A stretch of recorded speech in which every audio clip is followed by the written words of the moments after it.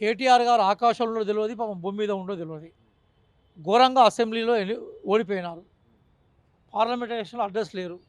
పంచాయతీ ఎలక్షన్స్‌లో ప్రజలు పూర్తిగా తిరస్కరించారు. పాపం మానసికంగా ఏదో క్రైసిస్‌లో ఉన్నట్టు కనబడతా ఉన్నది. సహజంగా భాషకు పరిధి ఉంటది సార్. రాజకీయాల్లో డీసెన్సీ సూచించాలి. ఎందుకంటే రాజకీయ నాయకులు ప్రజలకు ఆదర్శంగా ఉంటారు.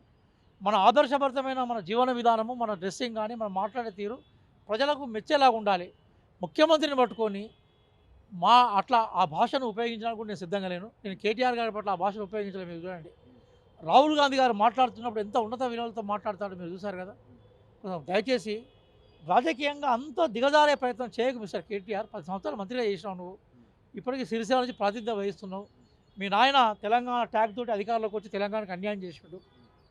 కాబట్టి మీరు భాషను గనక దిగజారితే మరి మేమిచ్చే ప్రతి భాష కూడా భయంకరంగా ఉంటది.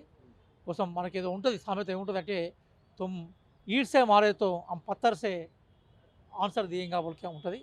నువ్వు అట్లే గనక మాట్లాడితే మా సమాధానం ఉంటది. కేటీఆర్ అట్లా భాష మాట్లాడడం ఆక్షేపణీయం. చరిత్ర క్షమించదు, ప్రజలు క్షమించరు.